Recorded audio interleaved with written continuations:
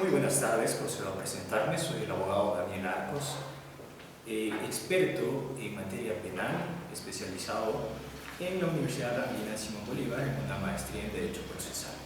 Efectivamente, la tarde de hoy vamos a tratar dentro de este seminario titulado Procedimiento Penal y sus reformas a la Ley Orgánica de Violencia Intrafamiliar. Pues bien, para empezar este temario, efectivamente vamos a proceder de una manera introductoria a definir qué entendemos por infracción penal. Infracción penal es la conducta típica, antijurídica y culpable cuya sanción se encuentra prevista en el Código Orgánico Integral Penal. Estas se clasifican en delitos y contravenciones. ¿Por qué empiezo desde este particular? Porque si bien es cierto, el proceso penal intrafamiliar y sus reformas tienen mucho que ver con la parte introductoria a la cual estoy haciendo referencia. Esto es, tanto en delitos de procedimientos ordinarios como en delitos de violencia intrafamiliar, pues las infracciones penales se clasifican en delitos y contravenciones, como ya lo habíamos mencionado. En ese sentido, pues definamos lo que entendemos por delitos. Son todas aquellas conductas que ameritan una pena privativa de libertad superior a 30 días. Y quien ejerce la titularidad de la acción penal es precisamente Fiscalía, conforme lo determina el artículo 195 de la Constitución de la República del Ecuador. ¿Cuáles son las contravenciones? Las contravenciones son todas aquellas conductas reprochables en las que se tienen penas privativas de libertad menores o inferiores a 30 días, o tienen como sanción trabajo comunitario o únicamente el pago de multas, es decir, un pago pecuniario. Pues bien, efectivamente vamos a partir del procedimiento contravencional en violencia contra la mujer o miembros del núcleo familiar. Si bien es cierto, empezamos desde este tema en razón de que el procedimiento efectivamente podemos dividirlo tanto desde un delito netamente flagrante, es decir, cuando se cumplen los requisitos establecidos en el artículo 527 del Código Orgánico Integral Penal. Estos son los delitos que son cometidos en el acto y son puestos en conocimiento ante el juzgador dentro de las 24 horas de sucedidos los hechos. En ese sentido, analizaremos cuáles son las conductas, cuáles son susceptibles de reproche y de las cuales se pueden accionar, tanto desde un punto de vista, repito, flagrante, entendido como aquel que comete el delito en presencia de una o más personas, o cuando se descubre inmediatamente de la supuesta comisión del hecho, siempre que exista, insisto, una persecución ininterrumpida y que ésta se encuentre con huellas, instrumentos, armas, productos del ilícito. Pasaremos a ver a continuación cuáles pueden ser víctimas o victimarios dentro de un proceso penal de violencia intrafamiliar. ¿A quiénes se les considera? Pueden ser cónyuge, la pareja en unión de hecho, el conviviente, los ascendientes, los descendientes, las hermanas, los hermanos, los parientes por consanguinidad o afinidad y las personas con las que la víctima mantenga o haya mantenido vínculos familiares, íntimos, afectivos, conyugales o de convivencia, noviazgo o incluso hasta cohabitación. Esto para las personas que conviven y que son del mismo género, ¿no? Previo a señalar cuáles son las conductas que son consideradas contravencionales, es importante mencionar qué tipos de violencia intrafamiliar encontramos dentro de esta realidad, la realidad ecuatoriana básicamente. Pues bien, vamos a dividir a los tipos de violencia intrafamiliar que habíamos mencionado, a los de violencia física, violencia psicológica, violencia sexual, violencia económica y patrimonial, violencia simbólica, violencia política e incluso tenemos violencia gineco-obstétrica. Para sancionar las contravenciones existe un procedimiento llamado expedito para contravenciones contra la mujer y miembros del núcleo familiar. Con anterioridad ya habíamos indicado efectivamente quienes pertenecen al núcleo familiar. Es así pues que tenemos básicamente las agresiones físicas. Es aquella persona que hiera, lesione, golpee a la mujer o miembros del núcleo familiar causando un daño o enfermedad menor a 3 días de incapacidad. A esta conducta se la sanciona con una pena privativa de libertad de 15 a 30 días.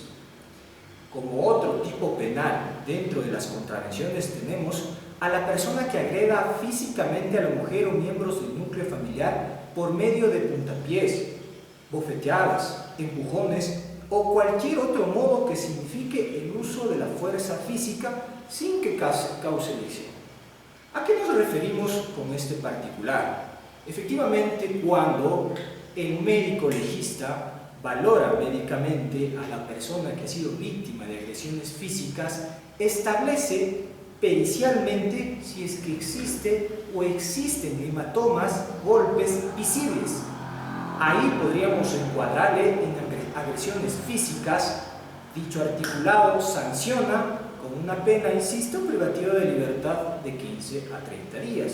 Pero, ojo, si es que no se pueden evidenciar lesiones físicas y del relato de la víctima efectivamente se presenta que ha sido víctima de agresión o de fuerza sin causar lesión, he aquí la particularidad, sin causar lesión visible, efectivamente se sanciona dicho acto punible y reprochable, sí, pero se sanciona única y exclusivamente con una pena privativa de libertad de 5 a 10 años o, en su defecto, trabajo comunitario de hasta 65 horas respectivamente, ¿no? Como otro tipo penal tenemos la persona que realice actos de sustracción, destrucción, retención de objetos, instrumentos de trabajo, documentos personales o bienes de la sociedad de hecho conyugal en los casos en los que no constituya un delito autónomo. ¿Y qué entendemos por un delito autónomo? Es decir, cuando no exista un delito visible de hurto o robo sancionados en el Código Orgánico Integral Penal. Este delito ya referido tiene una sanción efectivamente con trabajo comunitario de 48 horas, la devolución de los objetos o bienes que han sido precisamente sustraídos, destruidos o retenidos y el valor de un pago monetario en relación al avalúo efectivamente de los cuales se haya considerado el monto. Y finalmente tenemos la persona que por cualquier medio profera improperios, expresiones en descrédito o deshonra en contra de una mujer o miembros del núcleo familiar en los casos que no constituyan un delito autónomo. De la misma manera, como en el tipo penal anterior, aquí tenemos que efectivamente diferenciar y dividir cuál procede como un delito y cuál procede como una contravención de violencia intrafamiliar. Una vez se ha podido establecer los tipos penales contravencionales referente a la violencia intrafamiliar, vamos a analizar brevemente el procedimiento expedito que se debe realizar para estos casos. Es así que tenemos, como ya lo habíamos mencionado, aquellas contravenciones flagrantes que efectivamente empiezan cuando el agente policial toma contacto con la víctima y conjuntamente elaboran un parte policial de los cuales son puestos en conocimiento del juez de violencia intrafamiliar que se encuentre de turno. Cabe destacar que este procedimiento se lo debe realizar hasta 24 horas máximo, en el cual el victimario efectivamente ha sido aprehendido. ¿Y con qué empieza? Empieza con la audiencia de juzgamiento, en el cual el juzgador de violencia contra la mujer o miembros del núcleo familiar concede la palabra a la parte denunciante, quien debe estar en presencia y acompañado de un defensor público. Esto de no contar con los servicios de un abogado particular, quien va a exponer la causa a fin de calificar flagrancia, es decir, que si es que el acto que ha sido cometido o perpetrado por el agresor efectivamente se encuentra en el ya tantas veces mencionado dentro de las 24 horas de sucedido los hechos. Una vez que la víctima, a través de su abogado defensor, ha expuesto efectivamente y ha solicitado que se califique como flagrante la contravención, pues se corre traslado a la parte accionada, es decir, el agresor, que de igual manera se encontrará acompañado de su defensa técnica.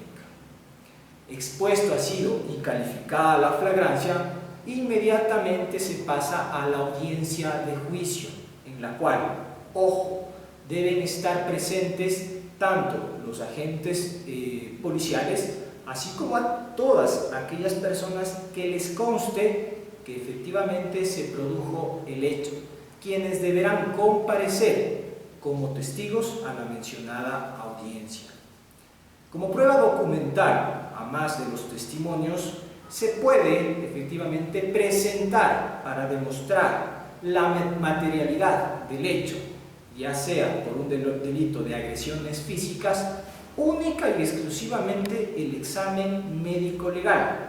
Hay la excepción a la regla, la cual exige que todo aquel que realice un peritaje debe y está obligado a comparecer a audiencia, pues en delitos y contravenciones relacionadas a violencia intrafamiliar, están excluidas. Es decir, que basta únicamente con presentar el informe médico-legal practicado por el perito para demostrar efectivamente la materialidad del hecho.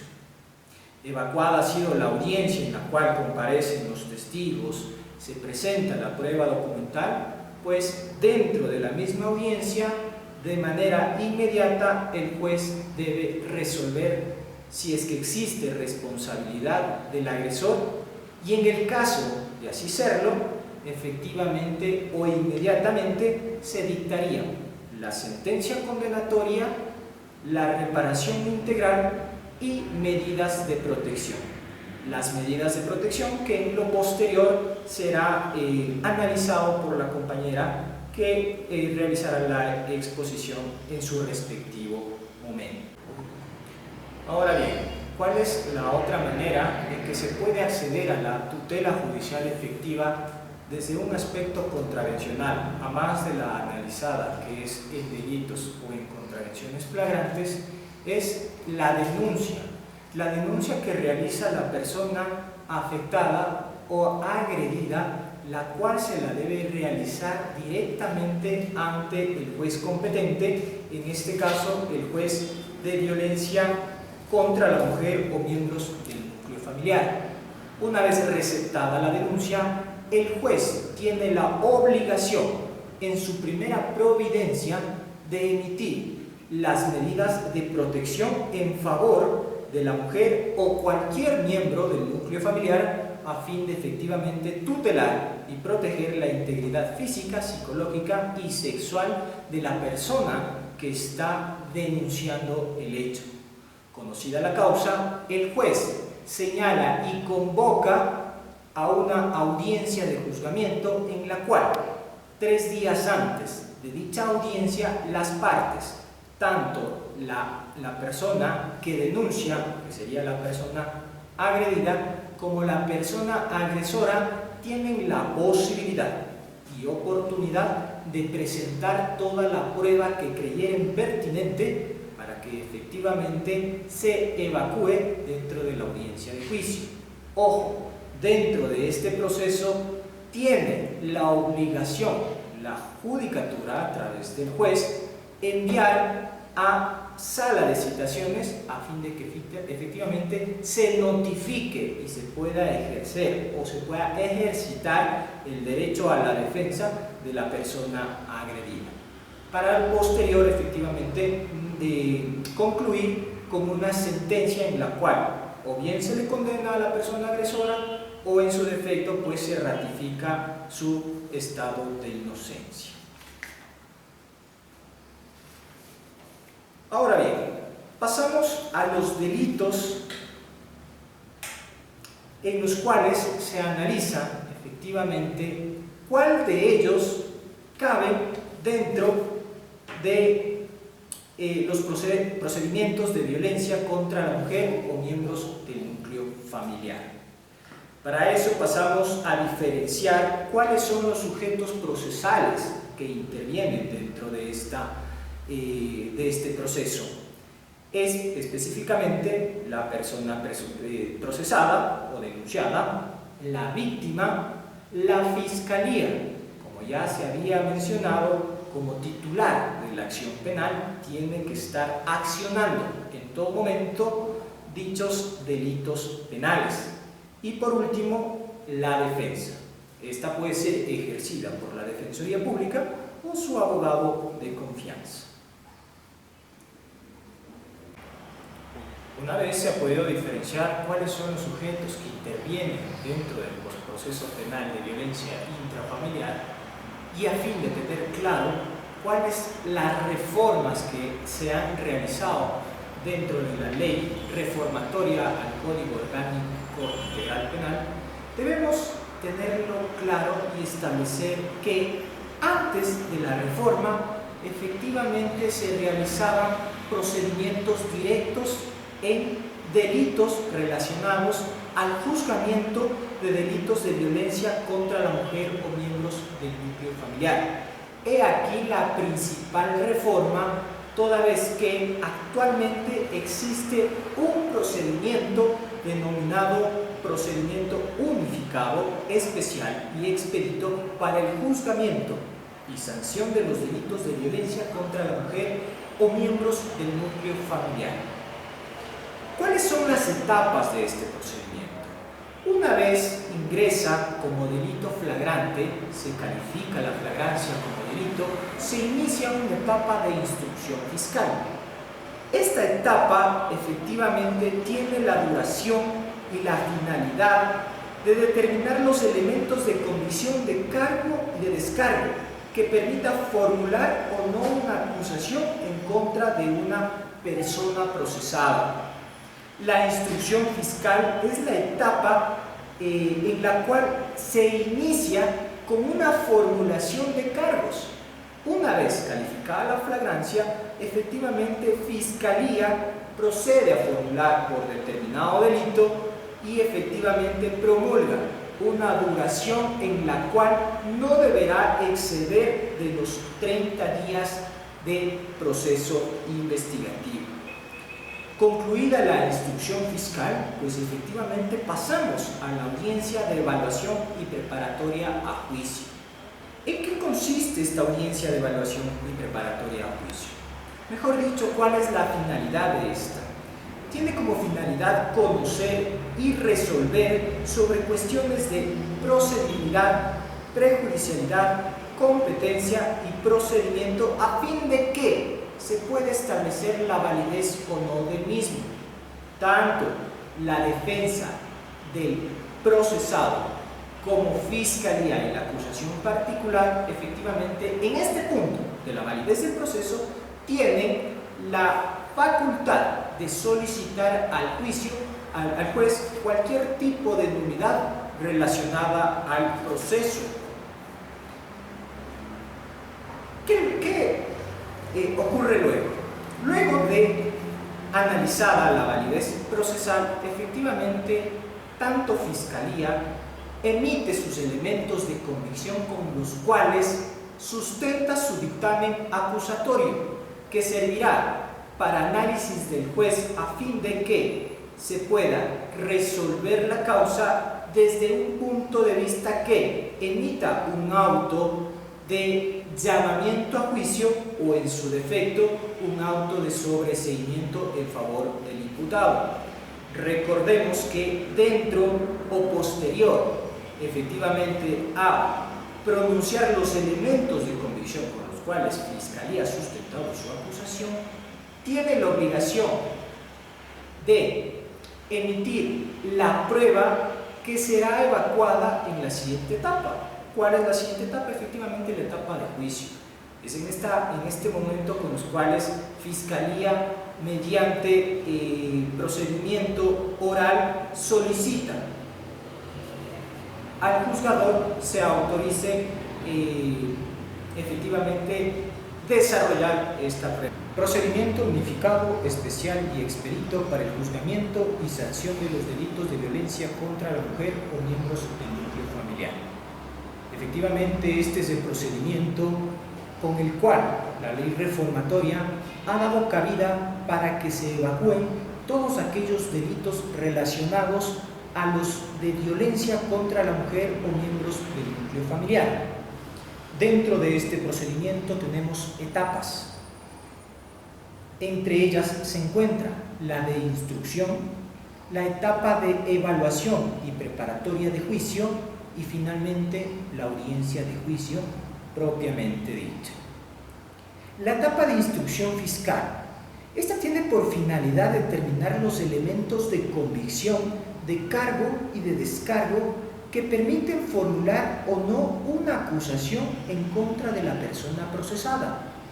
Es en este punto en el cual Fiscalía recaba todos aquellos indicios con los cuales cree pertinente efectivamente emitir, ya sea un dictamen acusatorio o, aplicando el principio de oportunidad establecido en el artículo 5, numeral 21 del Código Orgánico Integral Penal, que todos los agentes fiscales deben aplicarlo, establece si es que existen los elementos suficientes o no para una acusación fiscal.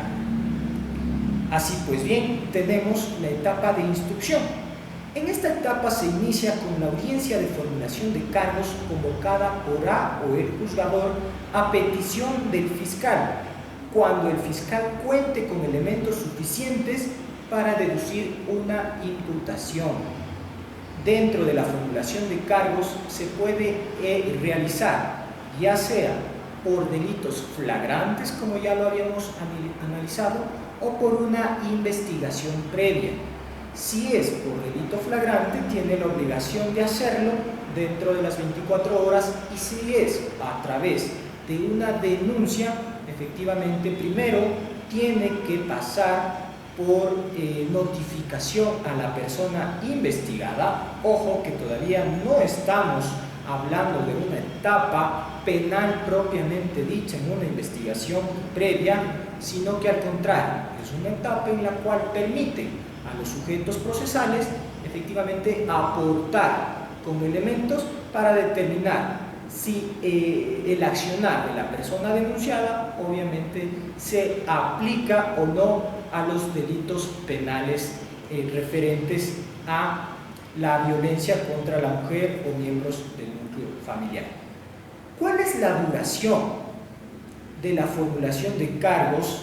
Esta es determinada básicamente dentro de la misma audiencia de formulación, y en la cual el fiscal decide si es que efectivamente se determina una duración de instrucción fiscal de hasta un plazo máximo de 90 días, salvo en los delitos que han sido efectivamente iniciados por audiencia de calificación de flagrancia, que, ojo, no puede ser mayor a 30 días a menos de que exista una vinculación al respecto de posibles intervinientes o posibles agresores dentro de la investigación que se está llevando a cabo.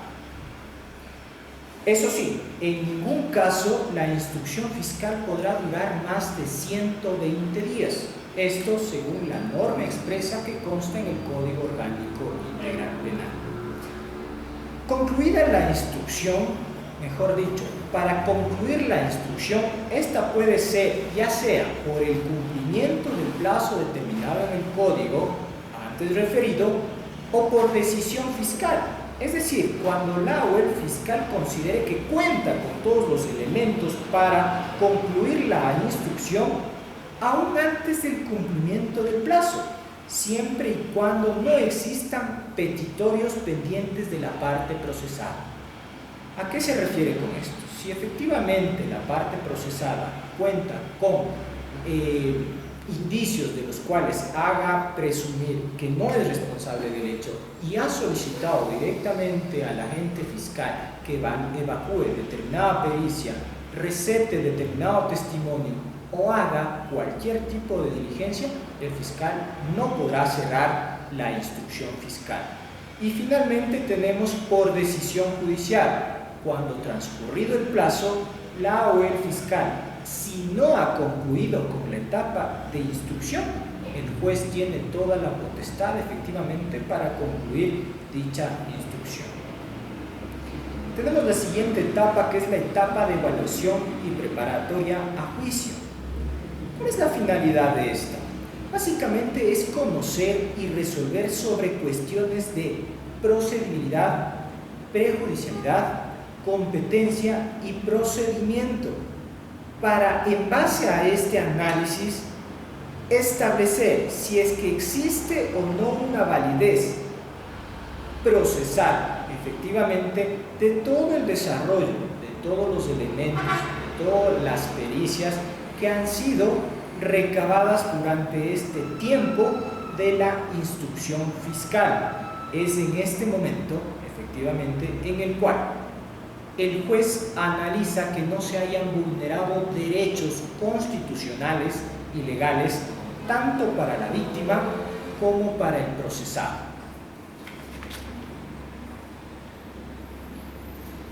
Una vez analizado si es que existen vicios que puedan afectar la validez del proceso, es obligación de las partes procesales entrar en debate oral.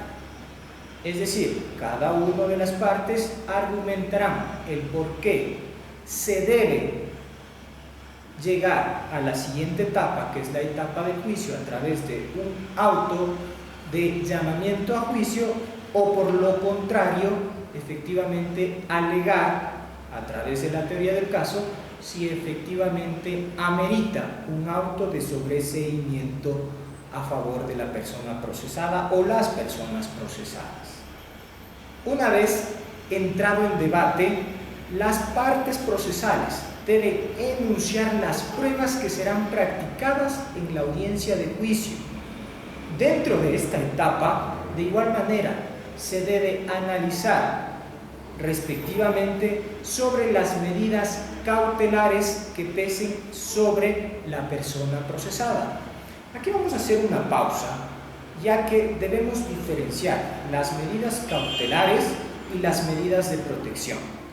Las primeras se entienden todas aquellas medidas que pesan sobre la persona procesada para garantizar que su comparecencia se realice en la siguiente etapa, que es la audiencia de juicio.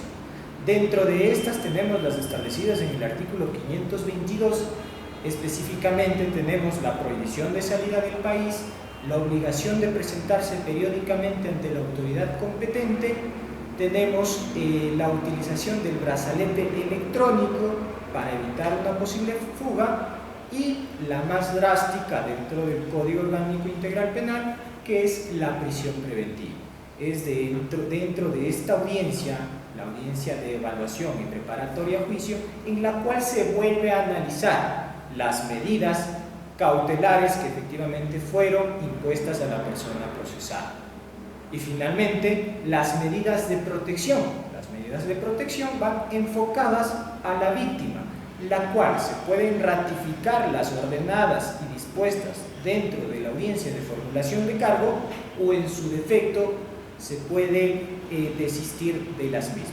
Esto ya a criterio de la persona que solicita, ya puede ser el fiscal, la acusación particular, y quien decide efectivamente es el juez. Dentro de esta audiencia se pueden realizar los acuerdos probatorios en los cuales las partes se creen asistidas y tienen la libertad de realizar cualquier tipo de acuerdo probatorio. Aquí no hay una excepción a este punto, ya que es voluntariedad de las partes acceder efectivamente a este tipo de acuerdos. Aquí también se puede analizar la exclusión probatoria.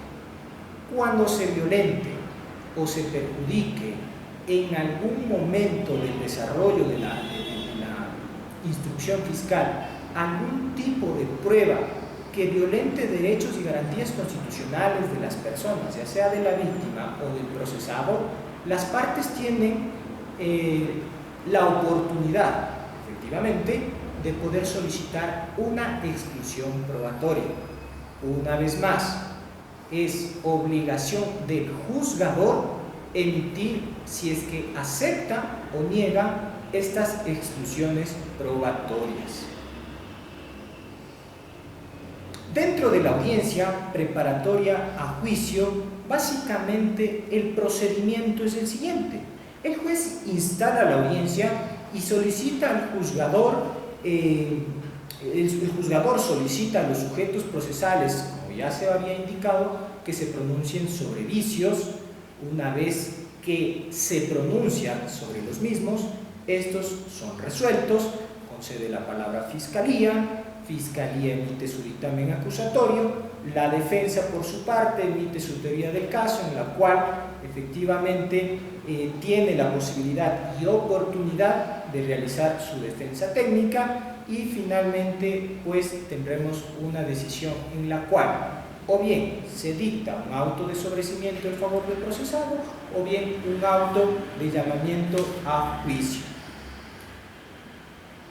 ¿En qué consiste el auto de sobreseimiento? Para tener claro el término o la terminología que se utiliza. Es cuando la o el fiscal se abstiene de acusar y, de ser el caso, dicha decisión sea ratificada por la instancia superior, o cuando concluidos los hechos no constituyen delito, o que los elementos en los cuales el fiscal ha sustentado la acusación no son suficientes para presumir la existencia o el cometimiento de un delito, ya sea por participación directa o indirecta de las personas procesadas, o cuando se encuentren que se ha establecido causas de exclusión de la antejuridicidad. ¿Cuáles son los efectos del sobreseimiento? Con el sobreseimiento, el juzgador revoca todas las medidas cautelares y de protección en el caso de que la persona procesada efectivamente en la audiencia de formulación de cargos se le haya impuesto cualquiera de las medidas ya mencionadas, por así llamarlo un ejemplo, una prisión preventiva. Efectivamente corre efecto la suspensión de dicha orden en la cual se dispone la prisión preventiva, deja de tener efecto y ordena la libertad inmediata sin perjuicio de que se vuelva a ordenarla si el auto de sobreseimiento es revocado. No se podrá, ojo, dentro de este punto, no se podrá iniciar una investigación penal por los mismos hechos. Es decir, que si se emite un auto de sobreseimiento y este a su vez es subido en consulta a la instancia superior y es ratificada, no se puede volver a realizar una investigación nueva en relación a los mismos hechos. Finalmente tenemos la etapa de juicio.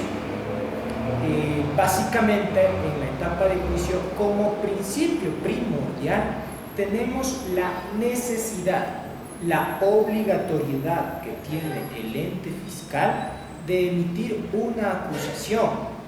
Hay que recordar que el juicio es la etapa principal del proceso y se sustancia sobre la base de la acusación fiscal. Dicho en otras palabras, sin acusación fiscal no hay fórmula de juicio. He aquí la importancia del ente acusador. Los principios en los que se basa efectivamente el juicio son los siguientes. Aquí tenemos el principio de oralidad, en la cual las partes exponen sus alegatos de forma oral, y al igual que la práctica de las pruebas que acompañan y los otros documentos de pruebas e informes. Dentro de esta etapa, efectivamente, tenemos el principio de inmediación y contradicción. ¿A qué nos referimos con esto? Esto implica la igualdad de ambas partes para valorar en el momento oportuno las pruebas que se practiquen y contradecir los resultados o presentar nuevas alternativas. Aquí se ejerce el principio de contradicción. Tenemos el principio acusatorio, que supone límites para un juicio justo. Mediante este principio se garantiza que una acusación previa para que se inicie un proceso de juicio oral y que la sentencia sea vinculante a la acusación. ¿Cuál tiene la competencia dentro del juicio?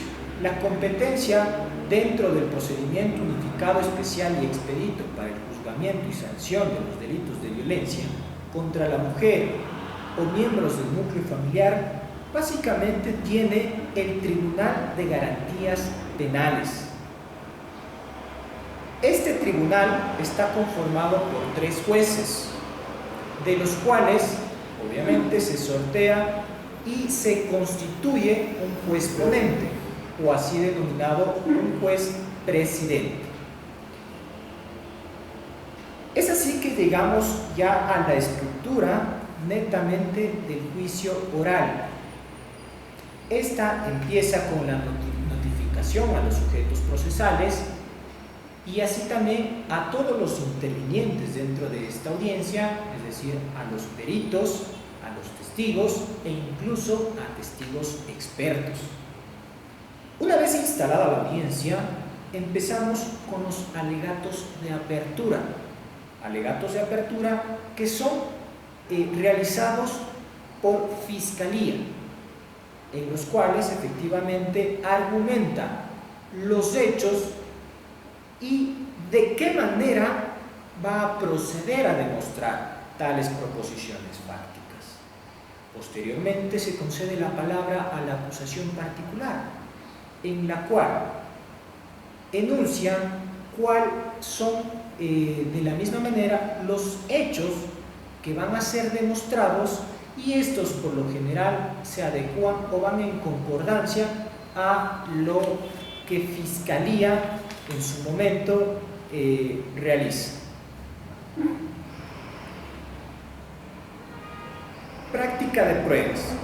En ese momento, el tribunal ordena que se practiquen las pruebas solicitadas, ya sea por el fiscal, la víctima o la defensa pública o particular. Es en ese momento en el cual se entra en debate de juicio. Pues bien, una vez se practiquen las pruebas, y hablando ya desde un aspecto técnico en lo relacionado al testimonio, aquí tenemos la oportunidad de realizar un interrogatorio directo, en el cual Fiscalía hace la presentación oral de la prueba, presenta a su testigo y realiza preguntas abiertas al testigo. Aquí Fiscalía y como la acusación particular tienen prohibido realizar preguntas sugestivas. ¿Qué entendemos por preguntas sugestivas? son todas aquellas en las cuales inducen a una respuesta o en su defecto están implícitas dentro de la pregunta una respuesta. Así también son preguntas sugestivas aquellas en las cuales se está introduciendo información. Es en este punto en la cual la defensa tiene la posibilidad de objetar dichas preguntas, las cuales son calificadas por el juez ponente y son admitidas o inadmitidas, dependiendo la valoración del mismo. Es en este aspecto en el cual la defensa tiene la posibilidad de contradecir la prueba en un contrainterrogatorio. De esta manera, pues, efectivamente, a la defensa sí se le está permitida realizar preguntas cerradas, preguntas sugestivas, para que de esa manera poder garantizar una defensa técnica. Concluida ha sido la práctica de la prueba testimonial, posteriormente tenemos la práctica de la prueba documental, dentro de las cuales efectivamente Fiscalía, acusación particular y defensa tienen la posibilidad y oportunidad de agregar al proceso como prueba efectivamente cualquier tipo de documento que creyeran pertinente en favor de sus derechos y efectivamente que aporten a lo que han ofrecido demostrar en los alegatos de apertura. Finalmente, en la dinámica de la realización de la audiencia de juicio tenemos los alegatos de cierre. Los alegatos de cierre básicamente son las conclusiones en las cuales las partes procesales se creen asistidas luego de toda la evacuación probatoria, sea documental, pericial o testimonial, efectivamente que aporten al convencimiento de que el juez o los jueces lleguen a una decisión. Posterior a eso tenemos la decisión en la cual el juzgador o los juzgadores se toman el tiempo para deliberar sobre el caso en concreto y poder así llegar a un veredicto, para finalmente tener la sentencia en la cual básicamente corresponde imponer, si se declara la culpabilidad, una pena privativa de libertad, una reparación a la víctima, una multa que lleva implícita y finalmente ratificar una medida de protección a la víctima. Además de este procedimiento ordinario que se ha puesto en consideración, tenemos asimismo otras vías alternativas a esta. Y hago énfasis que a las reformas que se han visto reflejadas dentro de este procedimiento unificado, especial y expedito, tenemos la posibilidad de que la persona procesada o investigada efectivamente pueda someterse a una suspensión de la sustanciación del proceso. ¿Y qué entendemos por este tema? Básicamente trata de que se puede suspender la sustanciación del proceso a petición de la víctima. Aquí una consideración importante. Muchas de las veces en delitos de violencia intrafamiliar, lamentablemente hay víctimas que no necesariamente requieren o pretenden obtener una sentencia condenatoria de su agresor, sino que como un tema de inclusión y de un tema incluso hasta alternativo, tienen la posibilidad de suspender la sustanciación del proceso, es decir, que no continúen con las siguientes etapas, ya sea la instrucción, la evaluación y preparatoria o inclusive la audiencia de juicio, para que efectivamente se cumplan con ciertas condiciones. Pero ¿qué tiene que suceder para que se sometan a este procedimiento? Deben contar primero con la autorización de la víctima, que deberá ser presentada por escrito ante el fiscal que lleve la causa y se podrá solicitar hasta la audiencia preparatoria a juicio cuando se trate de delitos de violencia contra la mujer o miembros del núcleo familiar, única y exclusivamente cuando se trate de lesiones físicas que no superen una incapacidad de 30 días.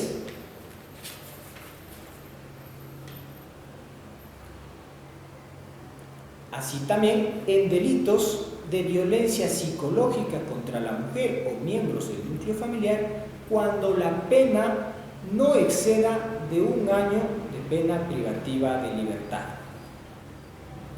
La persona procesada debe cumplir de igual manera con ciertos requisitos y de entre estos está que no debe tener una sentencia o proceso en curso en delitos relacionados a violencia contra la mujer o miembros del núcleo familiar, ni que se hayan beneficiado por una salida alternativa en otra causa, lógicamente, ¿no? Y deberán someterse a tratamientos educativos, tratamientos psicológicos, tratamientos de educación sexual y prevención de recaídas a través de las redes de salud pública. La persona procesada deberá aceptar la decisión del la o el juzgador sobre las medidas de reparación integral que sean ordenadas en favor de la víctima.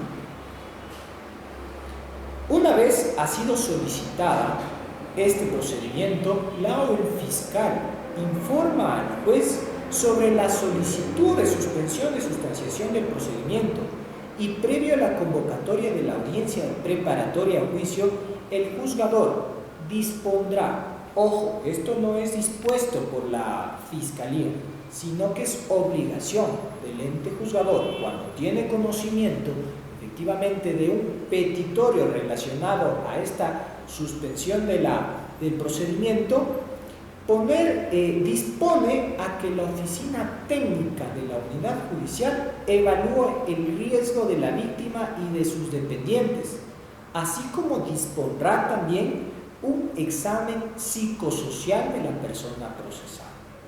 ¿Cuál es el objetivo que tiene el juez al momento de disponer estas diligencias?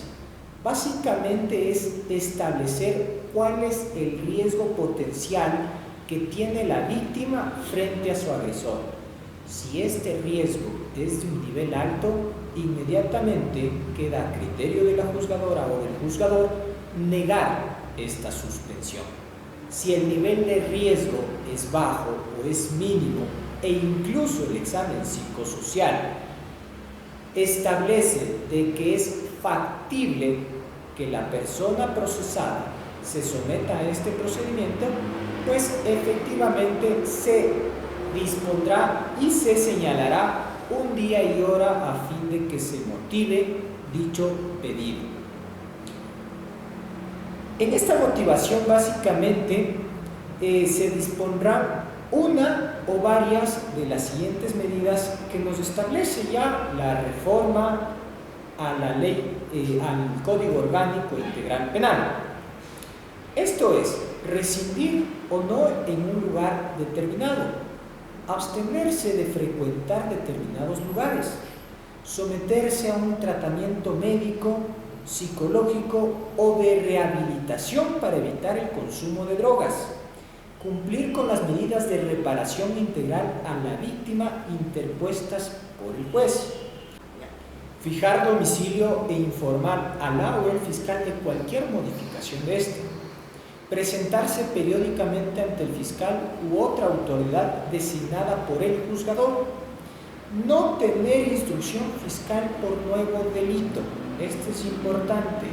Dentro de las condiciones, cualquier tipo de cometimiento de un nuevo delito, efectivamente no se podría someterse a este tipo de procedimiento. La o el juzgador debe resolver en audiencia el control del cumplimiento de las condiciones de la suspensión. Una vez transcurrido el tiempo impuesto para la suspensión, el juzgador convocará una audiencia de revisión del cumplimiento en la cual se verificará si efectivamente se ha dado o no el respectivo cumplimiento con dichas medidas. De incumplirse estas medidas, el juzgador también tiene la posibilidad de revocar en audiencia si efectivamente se ha incumplido, y se ordenará o se dispondrá que continúe el trámite ordinario previsto para dicho tipo penal. Finalmente tenemos el procedimiento abreviado. El procedimiento abreviado es una salida alternativa al procedimiento ordinario, en el cual efectivamente se da la oportunidad a la persona procesada de admitir la responsabilidad, y como beneficio efectivamente se le podrá disponer una reducción de hasta 2/4 de la pena que en procedimiento ordinario se le dictaría. Este procedimiento abreviado debe ser presentado ante la Fiscalía, quien a su vez debe solicitar por escrito se convoque audiencia de procedimiento abreviado ante el juzgador. Esta propuesta debe realizarse hasta antes de la audiencia preparatoria a juicio. Esta solicitud de procedimiento abreviado, en caso de delitos de violencia intrafamiliar contra la mujer o miembros del núcleo, el juez convocará 3 días antes de la audiencia oral pública, en la cual se deberá escuchar. En audiencia podrá ser escuchada la víctima, y así, si así ella lo solicita, esta debe ser valorada de acuerdo a su aceptación o a su desacuerdo. Aquí una cosa muy importante y primordial. Independientemente de la decisión que tenga la víctima en el sentido de que acceda o no el victimario a un procedimiento abreviado, esto no afecta o no influye específicamente en la realización de dicho procedimiento abreviado. ¿Y por qué? Esta es una decisión jurisdiccional, es un derecho que tiene la persona procesada, y si se cumple con todos los requisitos exigidos por la normativa legal, pues no hay ningún obstáculo para que efectivamente se pueda someterse a este procedimiento abreviado. Dicho en otras palabras, en delitos de violencia intrafamiliar, efectivamente cabe los procedimientos abreviados, los cuales las personas básicamente pueden acceder a dicho procedimiento.